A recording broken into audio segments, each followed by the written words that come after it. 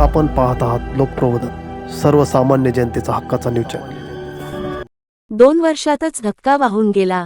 जामुनसोंडा येथील निकृष्ट कामाचा पर्दाफाश, दोषींवर कारवाईची ग्रामस्थांची मागणी।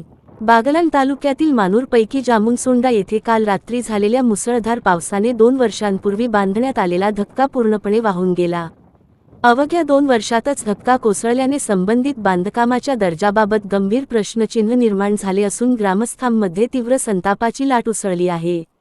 धक्का वाहून गेल्यामुळे गावाचा संपर्क विस्कळीत झाला असून नागरिकांच्या दैनंदिन दळणवळणावर मोठा परिणाम झाला।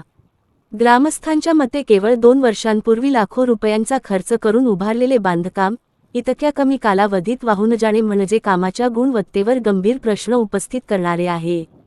संबंधित कंत्राटदार, अभियंते आणि कामाची देखरेख करणाऱ्या अधिकाऱ्यांची जबाबदारी निश्चित करून त्यांच्यावर कठोर कारवाई करावी, अशी मागणी ग्रामस्थांनी केली आहे। या घटनेची तातडीने पाहणी करून पंचनामा करण्यात यावा, नुकसानग्रस्त धक्क्याच्या पुनर्बांधणीसाठी त्वरित निधी मंजूर करावा आणि यावेळी दर्जेदार व टिकाऊ बांधकाम करण्यात यावे, अशी मागणी नागरिकांनी प्रशासनाकडे केली आहे।